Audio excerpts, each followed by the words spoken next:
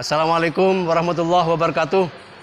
Kami Muspika Kecamatan Tenggarang menghimbau kepada masyarakat di wilayah Kecamatan Tenggarang untuk bersama-sama mendukung program pemerintah dalam rangka vaksinasi COVID-19. Himbau kepada masyarakat untuk mendukung penuh karena ini sudah tingkat halal dan keamanan sudah dijamin dan dapat sertifikat dari Majelis Ulama Indonesia. Vaksin aman dan halal.